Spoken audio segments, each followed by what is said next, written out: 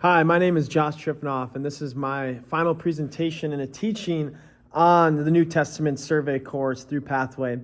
And I want to talk about how do we know that Jesus and the early church existed? How can we trust that? So if you could think of someone right now, try to think of someone that existed 500 years AD who is not in the Bible. Can you think of anybody in this moment?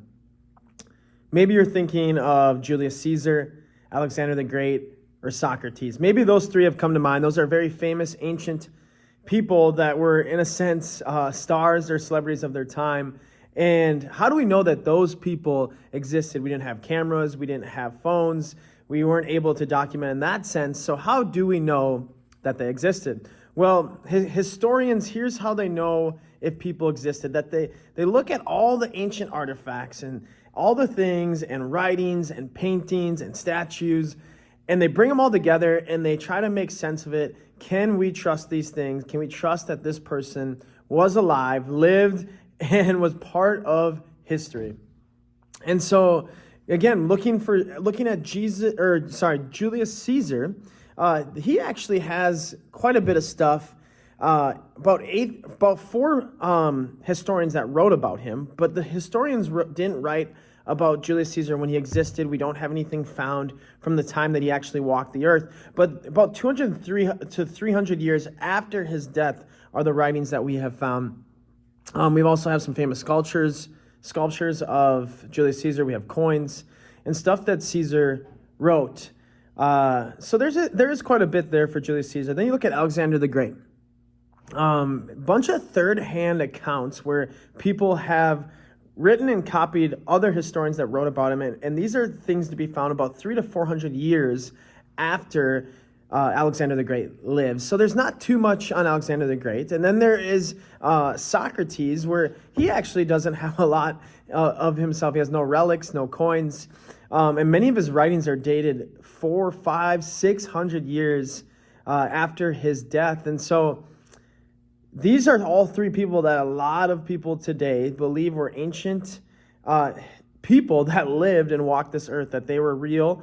And even historians today would say that they existed. And so these famous people from a long time ago, again, you may feel like there's not a lot of ton to back up that they existed, but there is quite a bit that survived 2,500 years of life, and that we do have evidence that we would say that Julius Caesar and Alexander the Great and Socrates did exist. So the next question is, what about Jesus?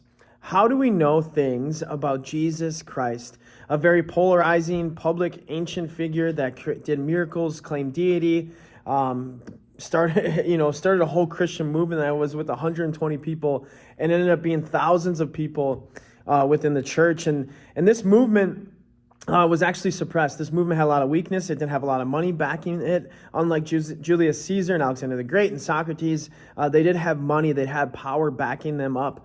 Julius Caesar, a lot of the stuff that we have about Julius Caesar is the things that he wrote about himself.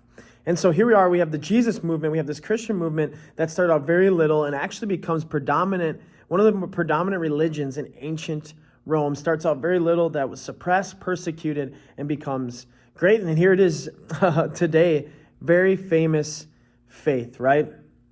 And so what sources, a lot of people would say, are outside of the Bible that we can prove that Jesus and the early church existed? Well, we actually have 9 ancient historians by first account writings that we have found dated just about 100 years after the death of Jesus, that these historians are outside of the Bible, and they wrote about Jesus, that Jesus lived, he did miracles. This is the consensus that they found.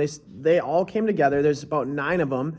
I might mess up their names, but you can list Josephus, who's a Jewish historian, Celsus, Marabar, Talmud, Pliny, Thallus, mid-first century, Suetonius, Lucian, and Tacitus. Were all different historians that were outside the Bible that wrote about Jesus, and they came together, and their writings have a consensus that Jesus was a man that claimed deity, he had power, he resurrected, wise man, won many over, took many Jews and converted them to Christianity. Tribe of Christians still exist today.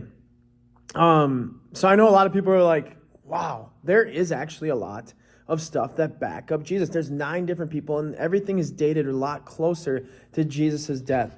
And so if we are going to accept Julius Caesar, if we're going to accept Alexander the Great, if we're going to accept Socrates as ancient people that existed, we have to accept that Jesus did exist, and we have to accept the stuff that was written about him, that he really could be God. He could be who he claimed to be, a deity. And so this is all amazing proof, and this should give a ton of confidence to the Christian believers today that Jesus and the early church existed. This gives us great reason to trust and believe the New Testament for all the stuff that is backing it, and we have a ton of confidence in that today.